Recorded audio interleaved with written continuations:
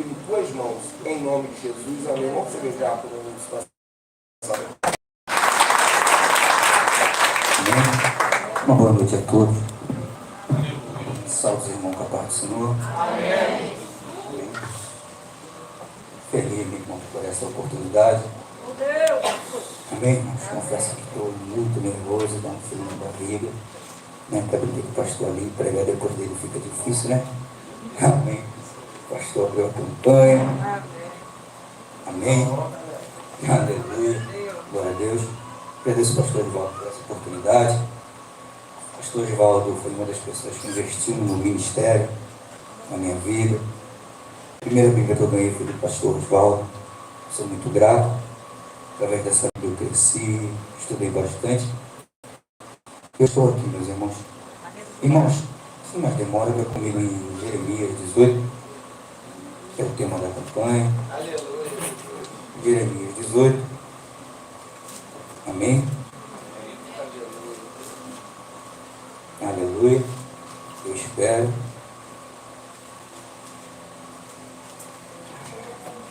Samuel para ali, né? Aleluia. Daqui a pouco você vai estar aqui, Samuel. Aleluia. Amém, irmãos? Quem crê? Amém. Aleluia. Jeremias, capítulo de número 18, que vai dizer: o vaso do oleiro. Palavra do Senhor que veio a Jeremias: levanta-te e desce à casa do oleiro, e lá te farei ouvir as minhas palavras. Desci à casa do oleiro e vi que ele estava fazendo a sua obra sobre as rodas. O vaso que ele fazia de barro, porém, se quebrou na sua mão. Pelo que o oleiro tornou a fazer dele outro vaso, conforme bem lhe pareceu. Então veio a mim a palavra do Senhor: não posso fazer de vós como fez este oleiro, ó casa de Israel, diz o Senhor. Como barro na mão do oleiro, assim sois vós na minha mão, ó casa de Israel.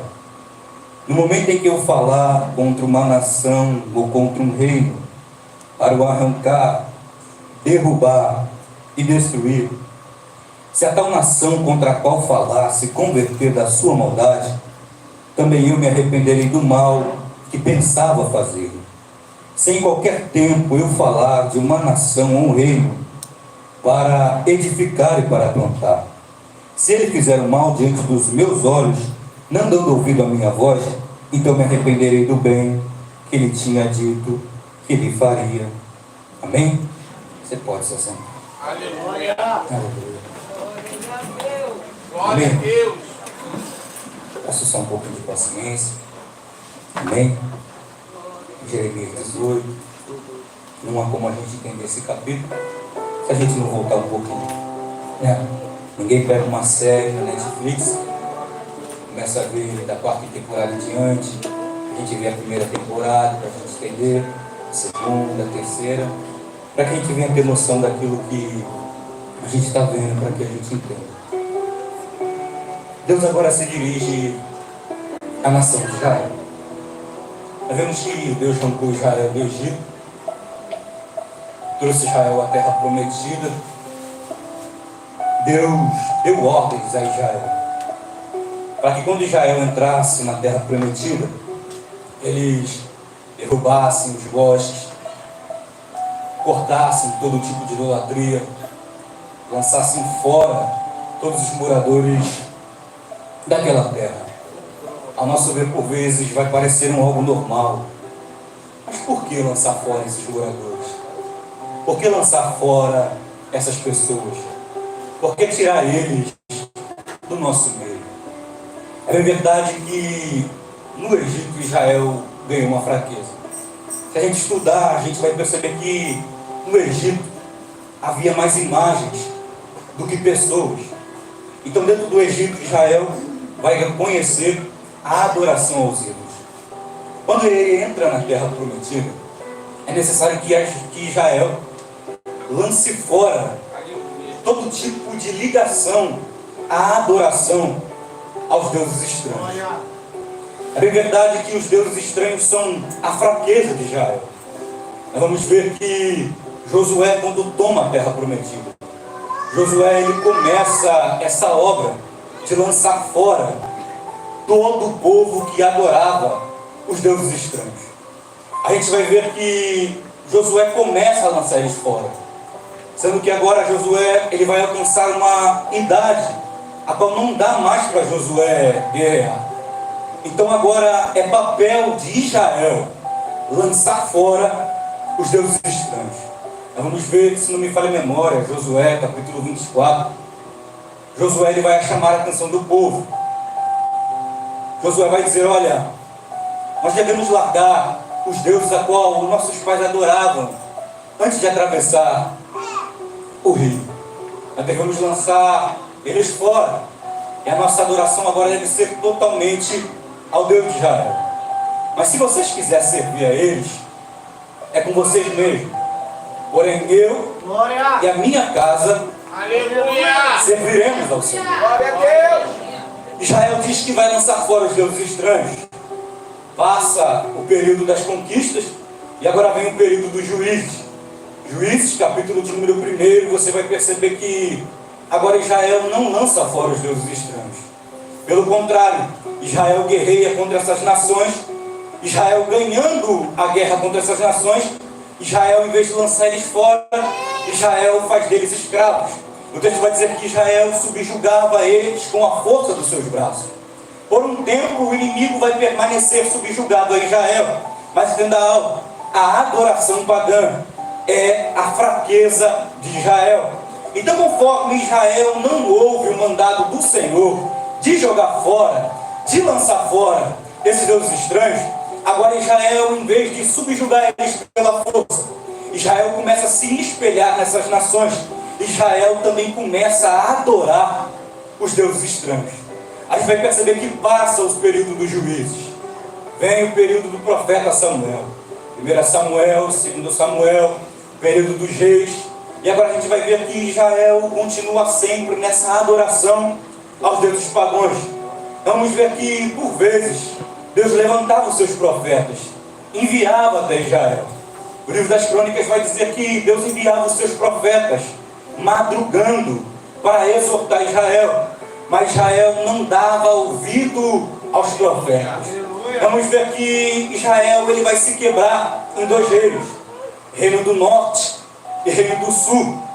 Nesse período de Jeremias, o reino do norte já havia sido destruído. Vamos ver que os assírios vêm, levam eles cativos. Agora só permanece o reino do sul. Israel e Samaria já haviam caído.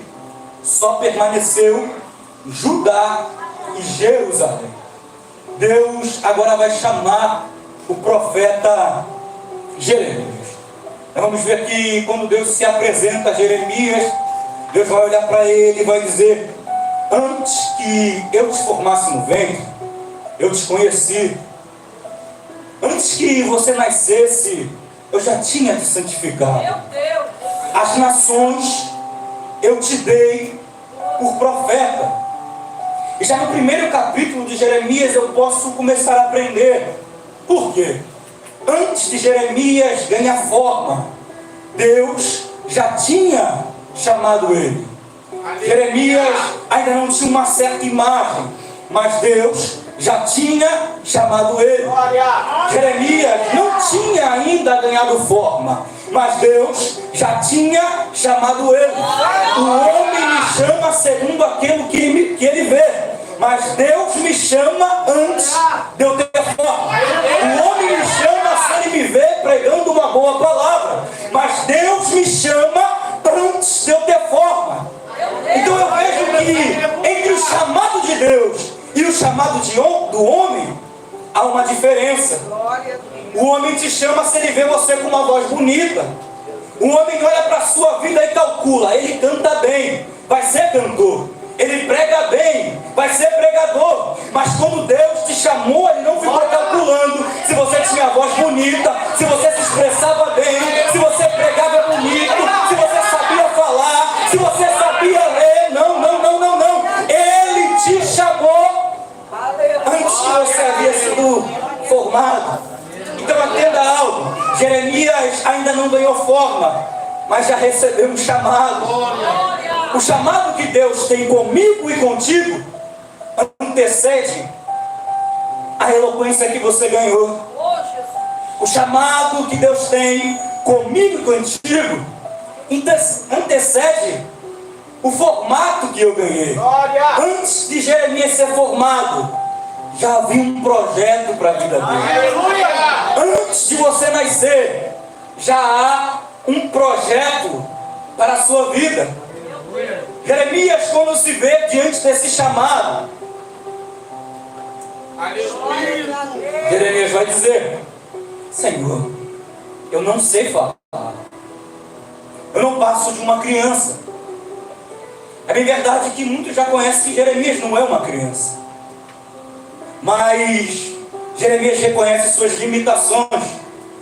Jeremias reconhece que para aquilo a qual ele está sendo chamado, ele não tem uma tal estrutura para fazer aquilo que ele está sendo chamado.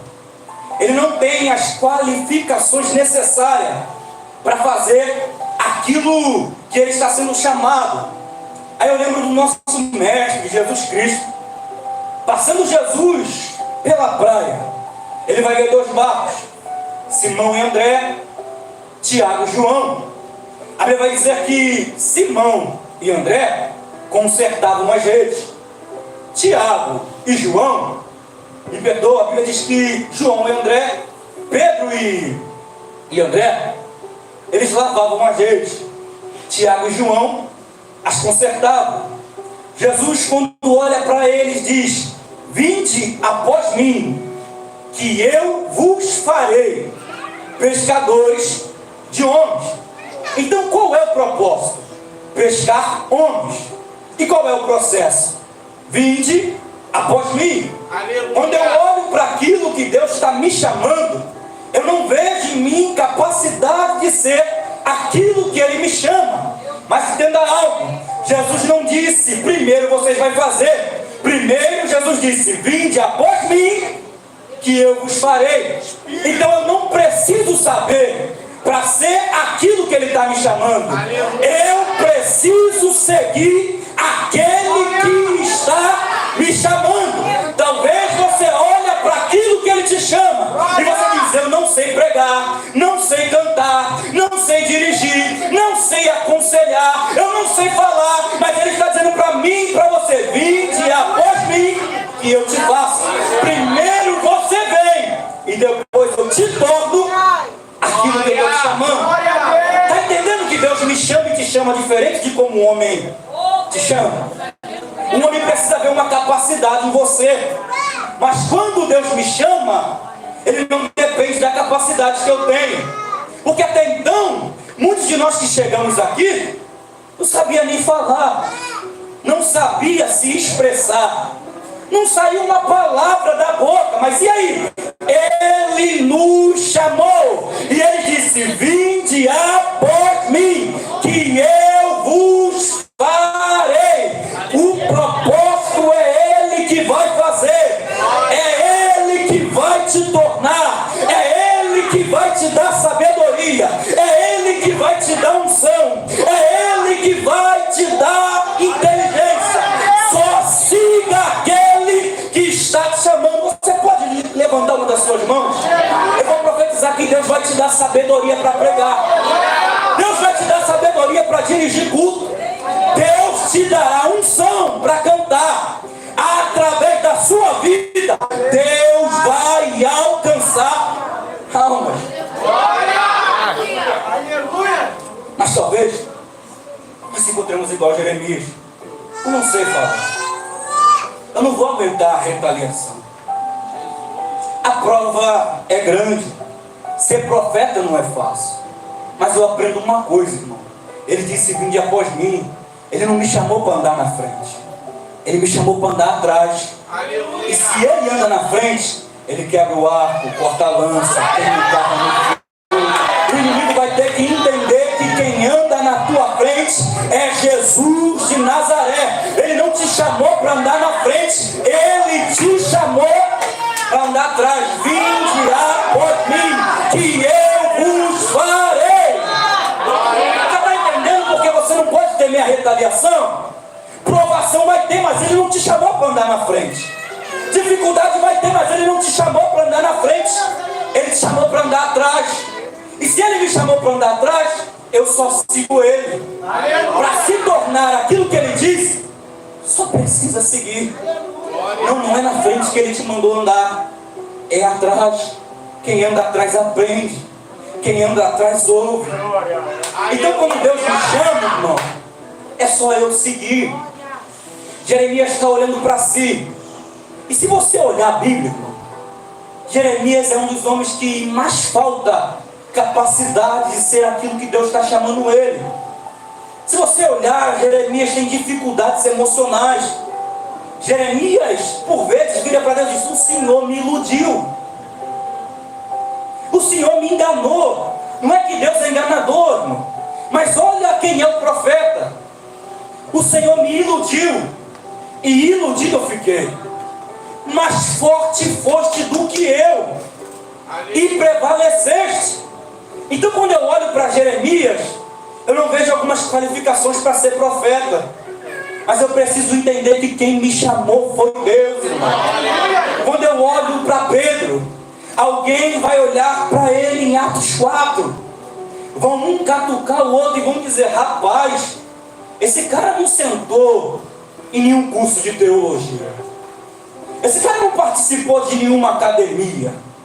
Aonde foi que ele aprendeu isso? Um vai olhar para o outro e vai dizer: rapaz, eles não sabem se expressar direito, mas eu reconheço uma coisa: eles andaram com Jesus. Entenda uma coisa: quando eu ando com Jesus, eu aprendo a fazer aquilo que Ele me chamou para ser. Quando alguém olha para eles, não vê nele credencial, não tem no dedos deles anel de teologia, mas vê que eles andaram com Jesus. Às vezes alguém nos pergunta: já leu a Bíblia toda? Não. Quem ensinou? Foi ele. Eu não sabia falar, eu não sabia me expressar. Eu lembro que por vezes no começo da chamada, eu subia e eu falava: eu vou falar tudo hoje. Pegava a oportunidade por 2 minutos, saía frustrado, voltava. Aí descia e falava assim: próxima vez eu vou dar o meu melhor. Era uma vez que eu estava lá em São Pedro, eu perguntei a esse pastor: quanto tempo o pregador demora para pregar? O pastor falou assim: 50 minutos. Cheguei lá, preguei 5 minutos. Mas é assim que eu fui desenvolvendo, irmão. Eu preciso seguir. Primeiro eu preciso andar atrás dele, para se tornar aquilo que ele está me chamando. E entenda algo: quando Deus chama Jeremias, Jeremias não vê em si a capacidade, mas eu aprendo algo. Deus toca na boca de Jeremias e diz: eis que eu ponho as minhas palavras na sua boca. Sabe o que é isso? Deus vai tocar em meus defeitos e vai me dar capacidade de fazer aquilo que Ele está me chamando. Talvez você ache que você não sabe se expressar, talvez você não vê em si mesmo capacidade de fazer o que Ele está te chamando, mas não se preocupa com isso. Só segue Ele. Segue o mestre. Nós vamos ver que o chamado não era fácil, irmão. Israel é um povo obstinado. Israel é um povo de dura serviço. Já viu aquelas pessoas que dizem: eu não vou me converter de jeito nenhum, eu não aceito Jesus? Israel era pior que eles, porque Israel conhecia a Deus. Jeremias sabe do tamanho da dificuldade de ser profeta. Jeremias sabe do tamanho da dificuldade de se tornar um profeta. Aí se você lê capítulo de número 1, verso de número 17, Deus vai dizer para Jeremias: cinge os teus lombos, levanta-te. Leia comigo, capítulo 1, verso 17. Cinge os teus lombos, levanta-te e diz-lhes tudo o que eu te mandar. Não te espantes diante deles, ou eu farei com que temas na sua presença. Eu te pus hoje por cidade fortificada, por coluna de ferro e por muros de bronze, contra toda a terra, contra os reis de Judá, contra os seus príncipes, contra os seus sacerdotes e contra o povo da terra. Pelejarão contra ti, mas não prevalecerão, pois eu sou contigo, diz o Senhor, para te livrar. Aleluia! E se me cercarem, Ele te faz um muro de bronze. E se tentarem tocar na minha estrutura, Ele me levanta como uma coluna de ferro. Olha, você está entendendo que Deus não chama quem tem estrutura? Deus estrutura aquele que Ele chama. Às vezes você está aterrorizado com o ministério. A provação é grande. É difícil ser profeta. Mas eu preciso entender que se eu não exercer aquilo que Ele está me chamando, eu nunca vou ter estrutura, eu nunca vou ter história, eu nunca vou ter experiência, eu nunca vou conhecer aquele que está me chamando. Eu preciso entender, meu irmão, que vai nos faltar estrutura, vai nos faltar capacidade. Vai ter vezes que você vai pregar, e depois que você prega, o negócio vai ficar estreito. Vai ter vezes que você vai falar de Deus para alguém, e depois que você fala, o negócio fica difícil. Mas entenda algo: foi Ele que te estruturou, foi Ele que te assegurou daquilo que Ele te chamou. Glória a Deus. Agora a gente vai falar um pouquinho de Israel. Israel é comparado como uma noiva. O relacionamento de Deus com Israel, por vezes, é comparado a um casamento. Você vai ver que, quando Deus se refere a eles, Deus vai dizer: eu sou o esposo de você. Se você ler o capítulo 2 até o versículo 5, você vai perceber que o negócio é tão estranho para Israel, que Deus vira para Israel, capítulo 2, versículo 5, vai dizer: que injustiça acharam os vossos pais em mim, para se afastarem de mim, indo após ídolos vãos, tornando-se sem valor eles mesmos. Nós vamos ver que, quando Deus começa a falar da nação de Israel, a gente vai aprender que, no versículo 8, os sacerdotes não perguntam pelo Senhor. Os que tratam da lei não conhecem a Deus. Os profetas se rebelaram contra mim. Então a gente vê que a rebelião de Israel começa por sua liderança. Nós vemos que o povo vem se rebelando contra Deus, a tal ponto de Deus olhar para eles e dizer: os profetas não mostram um caminho do Senhor. Isso confronta, porque Ele diz: os que tratam da lei não me conhecem. Isso é assustador, irmão, porque é possível falar de Deus sem conhecer a Deus. Quarta, subir monte, descer monte, mas sem assumir um relacionamento verdadeiro com Deus. Quando Deus olha para Israel e diz: vocês estão fazendo tudo isso, mas vocês não me conhecem. Deus vai virar para ele e vai dizer: houve alguma nação a qual fizesse isso, trocasse o Senhor seu Deus por ídolos vãos, ídolos que não têm valor. Aí você lê o capítulo 2, versículo 12. Parece que Deus está no céu, e Ele vai dizer: espantai-vos disso, ó céus. Ficai verdadeiramente estupefados, diz o Senhor.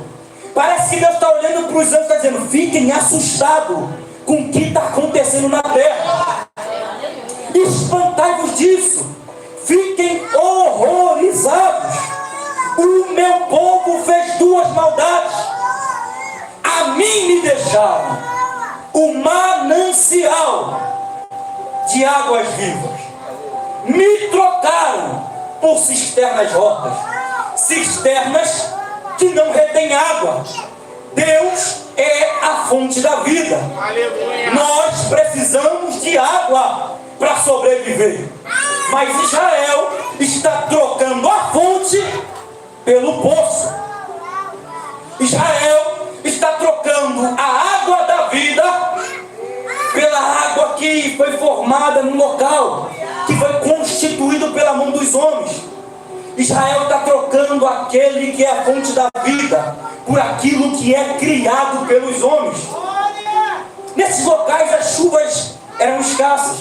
Então o que eles faziam? Eles cavavam umas cisternas, pegavam uma talha. Quando chovia, a água caía na cisterna.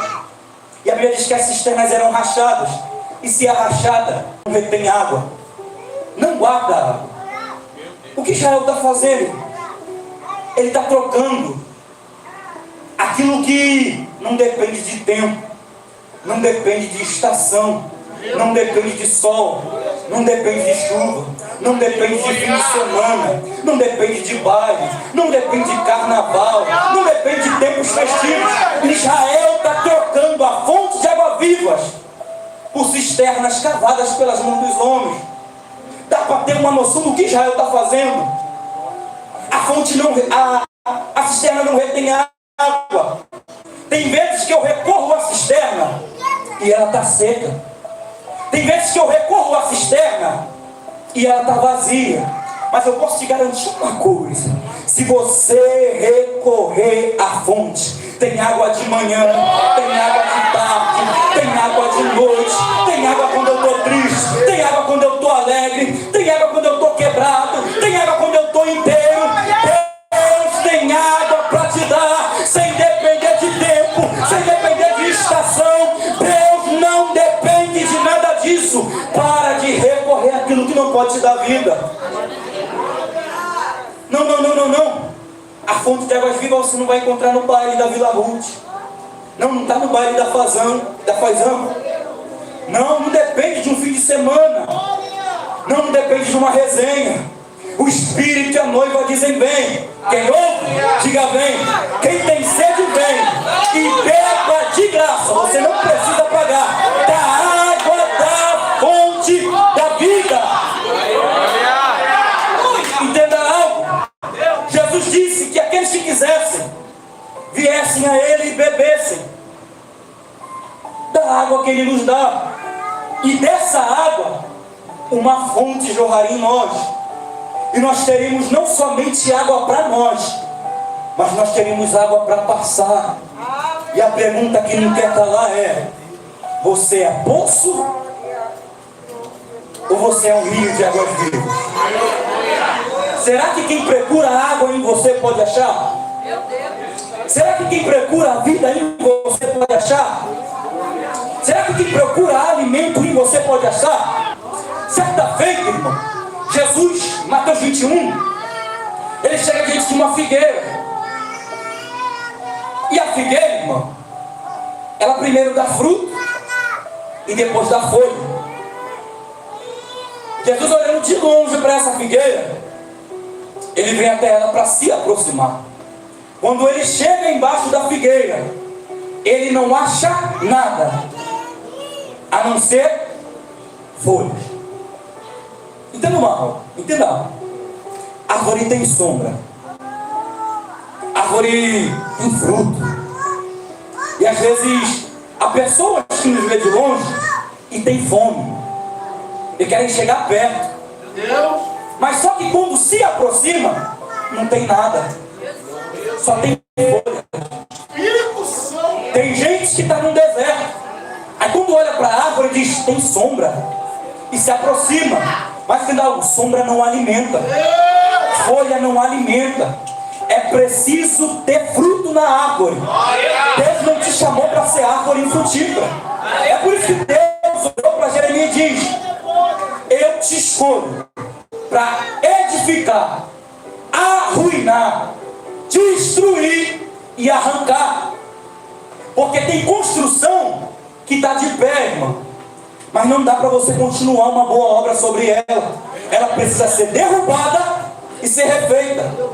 Tem árvore que está no terreno, mas não dá fruto. E aí? Precisa ser arrancada para outra árvore ser colocada no lugar. Então, quando Jesus chega, ele não vê nada, a não ser folhas. Mas tem um mistério de Deus aqui. Tem gente que tem fruto. Tem gente que não só tem folha. Mas quando as pessoas chegam perto, quando a gente era criança, às vezes a gente chegava perto de uma árvore de manga, tinha uma manga que estava madura, mas não caía. Aí para derrubar a manga, a gente lançava umas pedradas, né? A gente subia na árvore e balançava ela. Aleluia. Entendeu que tem árvore que tem fruto, mas não solta. E às vezes, irmão, é preciso dar uma balançada na árvore. Deus, aleluia! Para a árvore dar fruto. É por isso que você não está entendendo o que você está passando. Deus está dizendo, eu estou te balançando. Aleluia. Para você dar fruto. Eu estou te balançando para você liberar aquilo que você tem. E se for necessário, eu permito algumas pedradas para os frutos caírem da árvore. Mas você vai dar fruto. Levanta a tua mão. Ainda que seja necessário ganhar uma balançada, você vai ganhar. Não, você vai dar fruto. Você vai frutificar. É por isso que você não entende porque a árvore está balançando. É por isso que você não entende porque as pedradas estão chegando.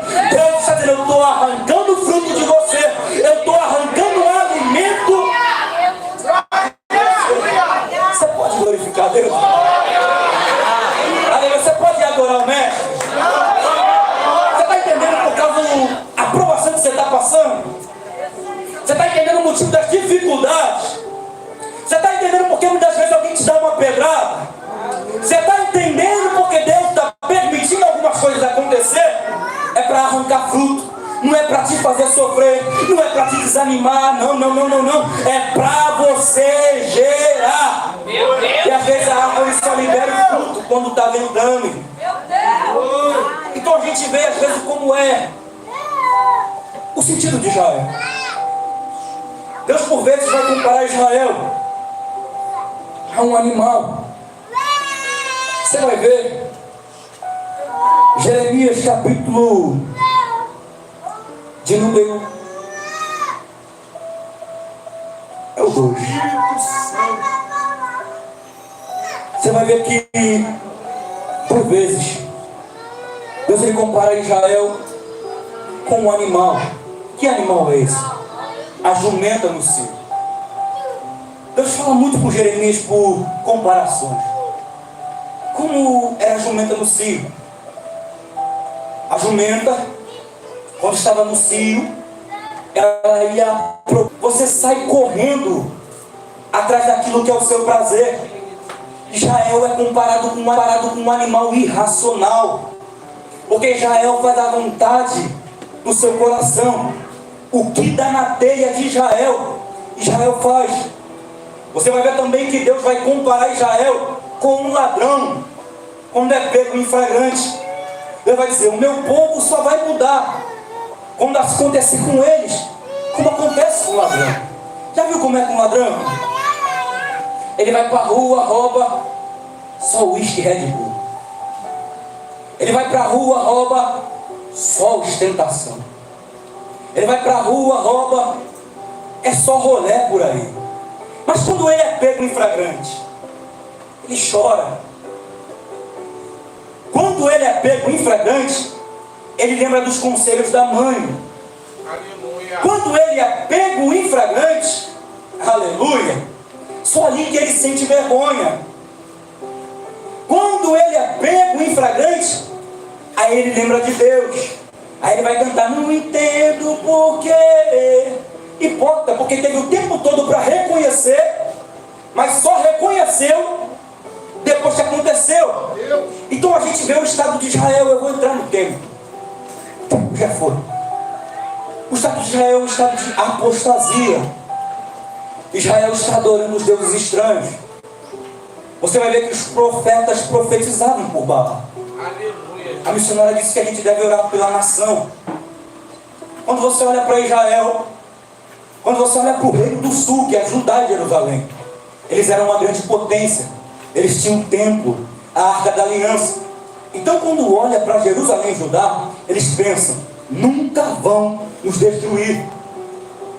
E Nabucodonosor vai entrar aqui nada vai acontecer. A gente tem o templo, a gente tem a arca da aliança. Os profetas diziam, vai ter paz, é tempo de bonança. Jeremias olhava para ele e dizia, se prepara, tem um inimigo se levantando do norte, as mulheres serão levadas cativas, as crianças serão arrastadas, essa cidade vai ficar desolada, Israel será motivo de vergonha. Quem olhar para Israel maneará a cabeça. Sabe o que é isso? Vão olhar para ele e vão dizer, como isso aconteceu com Deus?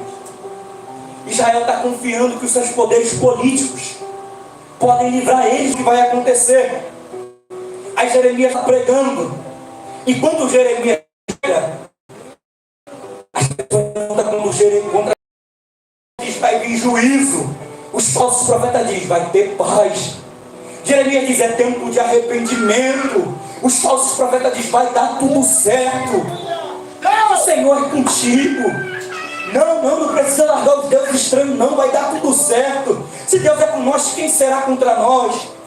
Os profetas dizendo, tudo vai ocorrer bem. Jeremias vai olhar e vai dizer, eu não posso me calar. Eu ouvi o som da trombeta. Nabucodonosor está se levantando. A terra será destruída. É por isso que Jeremias é chamado do profeta chorão. Jeremias prega e o povo se levanta contra Jeremias.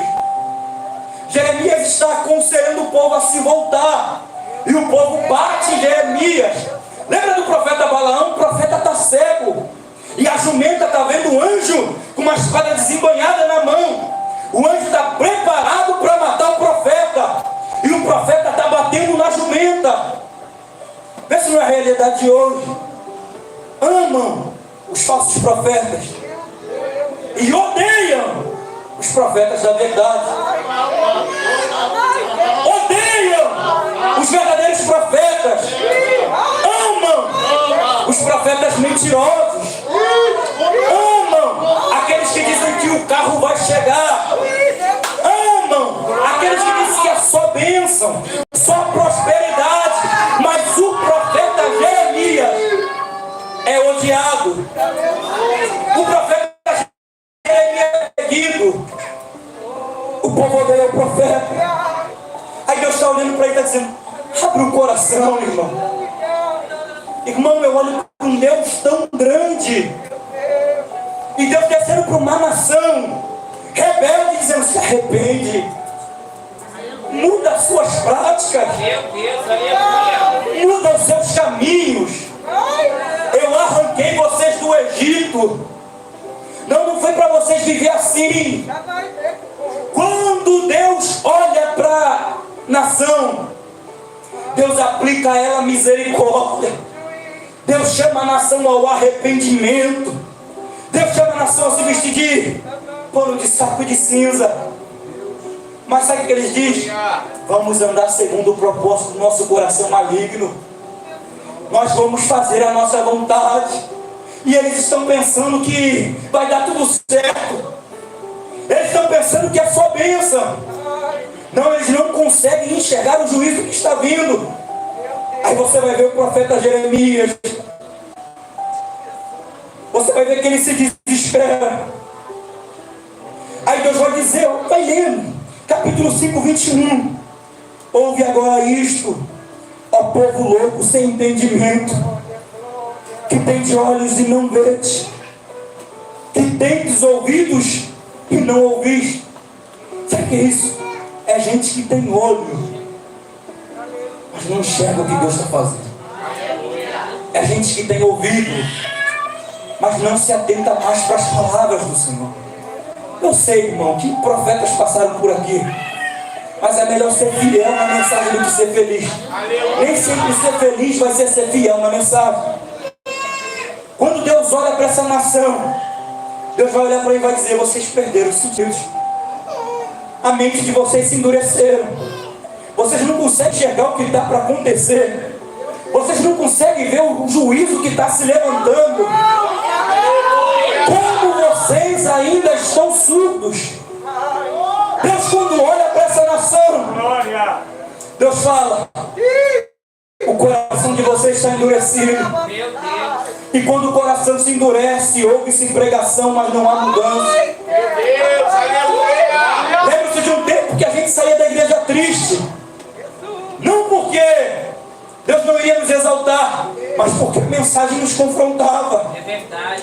Paulo vai dizer que quando a gente é contristado, é para arrependimento. Tem vezes que você não vai sair do culto feliz. Tem vezes que você vai sair do culto triste, mas pensando em mudar, pensando em nova vida, pensando em transformação, em regeneração, em novo nascimento. Aí Deus está dizendo: volte-se a mim. Vocês vão me buscar e vão me achar quando me buscar de todo o coração. Abram o vosso coração incircunciso. Se quebrantem na minha presença. Aí você vai ver ainda Jeremias capítulo 5, 31. Os profetas profetizam falsamente. Os sacerdotes dominam de mão dadas com eles. E olha só, os profetas profetizam falsamente. Os sacerdotes estão juntinho com eles. E o meu povo assim deseja. O povo está alegre com os falsos profetas. O povo está alegre com os falsos pastores. O povo está alegre com os mercenários. O povo não quer mais seguir pastor verdadeiro. O povo não segue mais pastor que tem um verdadeiro alimento, não. Eles preferem seguir os falsos. Curam superficialmente a ferida do meu povo. Sabe o que é isso? Eles não vão no profundo. Eles só passam a mão por cima. Não, eles não exortam. Eles só vão no raso. Eles curam superficialmente. Eles dizem que vai ter paz. Aí você vai ver o profeta Jeremias. Aí o profeta Jeremias vai dizer no capítulo 9, verso 10: pelos montes levantarei choro e pranto, e pelas pastagens do deserto lamentação. O profeta está chorando pelo povo. As lágrimas caem dos olhos do profeta. É por isso que ele é um profeta chorão. Jeremias não é um profeta que entrega uma mensagem e se alegra com o juízo de Deus. Jeremias, quando vê Deus exercendo juízo sobre a nação, Jeremias chora. Jeremias fica perturbado. Jeremias fica entristecido. Aí você vai ver, irmão, Deus dizendo para Jeremias, irmão, isso é duro. Capítulo 15, verso 1. Olha só, irmão. Ainda que Moisés e Samuel se pusessem diante de mim, não seria minha alma com este povo. Lança-os diante de minha face e saiam. Deus fala para Jeremias: Jeremias, não ora mais por esse povo. Jeremias, não clama mais por esse povo. Jeremias não quer se arrepender, Jeremias. É só o juízo que vai mudar eles, Jeremias. É só Babilônia. Eu preciso entender que na minha vida há duas coisas. E Deus trata a nação de duas maneiras: vontade direta e permissiva. A vontade direta para Israel é que eles sejam bênção para o mundo. Eu vou te dar uma comparação. Vontade direta: Jonas, levanta-te e clama contra a grande cidade de Nínive. Vontade direta de Deus: vai e clama contra a cidade de Nínive. O que Jonas faz? Ele desce a Jope e ele pega um barco que vai para Tarsis. Qual é a vontade direta de Deus? Vai direto para Nínive. E a vontade permissiva? Pode entrar no barco. A vontade direta é: vai direto para Nínive. A vontade permissiva é: pode se esconder da minha presença. A vontade direta é: vai e prega contra essa cidade. A vontade permissiva de Deus diz: pode se esconder aonde ficam as bagagens. Mas agora eu te pergunto, Jonas foi para Nínive ou não? Jonas chegou em Nínive ou não? Então o propósito de Deus não se alterou. Só o caminho. O propósito de Deus ainda foi o mesmo, mas Jonas tomou um caminho diferente. Irmão, é soberania de Deus. Jeremias 18. Tem gente que Deus não vai abrir mão, irmão. Tem gente que Deus diz: vai para Nínive, e ainda que ele pague uma passagem, gaste dinheiro, perca tempo, invista em coisas erradas, ele vai parar em Nínive. Deus está dizendo: querendo ou não, vocês vão fazer a minha vontade. Ainda que eu tenha que levar vocês para Babilônia, vocês vão fazer a minha vontade. Vamos entrar logo no texto, irmão, porque o tempo já foi. Jeremias capítulo 18 é a última oportunidade para Israel. A nação está quebrada, irmão, não vai dar para entrar nos detalhes. Mas eu vejo um Deus misericordioso. A nação está afundada nos pecados. Mas Deus vai olhar para Jeremias: Jeremias, levanta-te e desce a casa do oleiro, porque lá eu te farei ouvir as minhas palavras. Quando Jeremias desce a casa do oleiro, ele vai observar que o oleiro estava fazendo a sua obra, suas rodas. O vaso, porém, que ele fazia se quebrou. Aí imagina Jeremias, joga fora. O vaso que ele fazia de barro se quebrou. Talvez Jeremias pensou: agora é só jogar no lixo. O vaso, porém, que ele fazia de barro se quebrou, mas o oleiro não abriu mão do vaso pelo pecado. Deus está dizendo: eu não abro mão de você. Levanta a tua mão. Ele está dizendo: você está destruído. O pecado acabou contigo, mas as minhas mãos são poderosas para fazer outro vaso.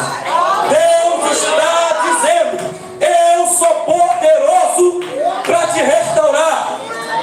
Tu vai voltar a pregar, tu vai voltar a cantar, continua com a mão levantada. Tu voltará a profetizar, tu vai voltar a dirigir culto, tu vai voltar a fazer a minha vontade. Eu tenho poder soberano sobre a sua vida. Está quebrado, mas ainda está na minha mão. Perdeu a imagem, mas ainda está na minha mão. Está desfigurado, mas ainda está na minha mão. Ele não abre mão de você. Talvez se fosse nós, o homem te jogaria fora, mas o oleiro que teve o trabalho, o oleiro que foi até lá onde você estava, ele te tirou daquele lamaçal, ele te separou, ele te fez passar por processos. Não, ele não vai te jogar fora aqui. Entenda, ele não abre mão de você. Não, ele não te lança fora. Mas quando algo é preciso se desmanchar na mão do oleiro, aproveita essa oportunidade. Porque no capítulo 18, o vaso se quebra. Capítulo 19, Deus quebra o vaso. Entenda, algo se desmancha na mão dele hoje. Se entrega para ele hoje. Ele tem um projeto para você. Ele tem um plano para a sua vida. Se entrega ao Senhor. Confia nele. E o mais ele fará. Você pode vir fumando. Você pode vir bebendo. Você pode vir do jeito que você está. Mas ele está dizendo: eu vou te modelar. Vou te mudar. Vou te fazer um vaso. E você vai ter utilidade na minha obra. Certa feita alguém olhou para mim e disse: puxa, Deus é na sua vida. E não pode parecer engraçado virar para mim e dizer: você era um cracudo. É verdade, eu era um cracudo. Eu era um drogado. Mas ele foi lá e me perdoou. Eu era um viciado, irmão. É sim. Mas ele foi lá e me alcançou. Não. Eu não tomava café sem usar droga. Eu não almoçava sem usar droga. Toda vez que eu acordava, eu dependia da droga. Mas ele foi lá e me alcançou. Levanta a tua mão. Ele vai alcançar os teus filhos. Ele vai alcançar a tua família. Ele vai alcançar os teus irmãos. Ele vai alcançar a tua casa. Deus pode alcançar o mais vil pecador. Tem barro que está mais próximo da água. É mais fácil de ser pegado. Mas não importa. Ele tem poder para pegar barro duro. Ele tem poder para pegar barro seco. Não importa o estado do barro. Se ele determinou te pegar, ele vai te trazer para a presença. Amanda Alabaias. Comenda Guedes, Calabaias. Elemento Mamãe de Calabaias. Chipe de Guedes, de Calabaias. Deus vai alcançar a tua casa. Deus vai te alcançar. Deus vai te tornar um vaso. Você vai ter utilidade na casa do Senhor. Levanta as tuas mãos. Permanece com ela de pé. Se eu fosse você, eu já estava adorando. Deus te alcança hoje. Recebe poder hoje. Tu vai ter força para voltar a jejuar. Tu vai ter força para voltar a orar. Tu vai ter força para voltar a buscar. Tu vai ter força para voltar a estar mais perto. Deus está falando, eu te restauro hoje. Eu te renovo hoje. Eu te coloco sobre os pés hoje. É hoje, irmão, não é amanhã, é hoje. Aleluia! Aleluia! Aleluia! Amandará. O Mendagué. Ele mandou uma neve de Calabá. Time de Gué, Calabaias. O Mendagué, Calabá. Aleluia! Você já está adorando. Enquanto você adora, te chega uma graça aqui na noite desse dia. Essa graça te levanta. Essa graça te modela. Adora Ele aí, irmão. Ele é misericordioso. Talvez tu entrou aqui depois de ter pecado. Ele está dizendo, se arrepende. Eu tenho uma nova caminhada para você. Se levanta. Adora Ele. Aleluia. Ele tem um propósito com o Peniel. Ele tem um propósito com as heroínas da fé. Ele tem um propósito com o Ágape. Ele tem um propósito com a nave da igreja. Deus vai te levantar, irmão. Não é pelo que eu estou falando. A partir dessa noite você nunca mais será o mesmo. Você só sai daqui da mesma forma se você quiser. Tem graça aqui liberada para você abandonar esse pecado. Tem graça aqui liberada para você largar aquilo que te faz pecar. Tem graça aqui liberada para você parar de usar droga. Tem sim. Tem graça aqui liberada para você se tornar um novo homem. Não importa o seu estado, Ele é poderoso para mudar a sua vida. Aleluia. Ele é poderoso. Ele pode te mudar. Ele é transforma. O Evangelho não deixou de ser o que o Evangelho é. Aqueles que estavam em trevas viram uma grande luz. Aleluia. Aonde Jesus chegava, Ele mudava vidas. Havia um homem possesso, uma legião de demônios tentavam prender ele com cadeias, mas ninguém conseguiu amansar. Talvez é assim com o teu filho. Você tenta segurar ele, mas você não consegue. Talvez é assim com você. E a Bíblia diz que o demônio, quando pegava aquele homem, impelia ele. Ele não queria, mas aquela força era tão grande na vida dele que ele era levado para os lugares desertos. Os demônios guiavam a vida daquele homem. Ninguém podia o amansar. Ele andava pelado, clamando de noite, ferindo-se com pedras. Mas tem um negócio: quando Jesus pisou naquela província, quando Jesus chegou naquele lugar, Satanás teve que bater em retirada. Ele teve que soltar aquela alma prisões. Deus hoje te liberta dessa depressão. Deus hoje tira esse mal da tua vida. Queira Satanás ou não, esse mal vai sair da tua vida. Eu tenho esse costume, mas olha para alguém que está do céu e fala: Deus vai te restaurar. Deus vai te levantar. Você vai ser melhor do que você já foi. Aleluia. Não, você não precisa mais ficar olhando para o passado e ficar pensando: antigamente eu era, antigamente eu fazia, antigamente eu exercia. O que Ele tem para você continua sendo maior. Ele é o grande eu sou. Ele está lá no passado, Ele está no presente, Ele está no futuro, irmão. Ele tem poder de hoje, no presente, mudar a tua vida e te dar um novo futuro. Você está olhando para alguém, irmão, que já foi viciado. Você está olhando para alguém que... Minha mãe, eu já vi ela quebrar o pescoço da galinha e beber o sangue. Você está olhando para alguém que na cozinha da casa, minha mãe estava dando consulta e vi os demônios profetizar sobre minha vida. Eu saía fora. Você está olhando para alguém que cresceu dentro de um lar conturbado. Minha mãe queria de todos os modos fazer lá de casa um barracão.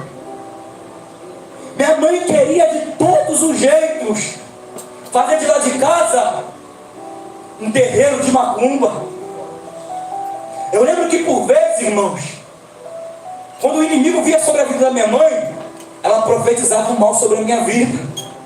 Falava que nada ia acontecer. Ela invocava o nome de demônios e liberava palavras sobre mim, irmãos. Mas eu tive um encontro com Jesus de Nazaré. Todo mal em minha vida foi quebrado. Deus é poderoso. Já viraram para a gente que diz: aqui é a igreja dos ex. É verdade. Aqui tem ex-viciado em cocaína, ex-viciado em droga. Aqui tem todo tipo de ex. Aqui é o lugar certo. Aqui é a olaria. É aqui o lugar dos ex, sim. Alguém me olhava para um cego, João 9. Quando veio ele, vou dizer para ele: não era aquele cego? O que é isso? Que ficava mendigando. Alguém olhou para ele e disse assim: olha, ele era o mendigo. Era a forma que ele era identificado. Era identificado como um mendigo. Aí eles estão questionando o cego.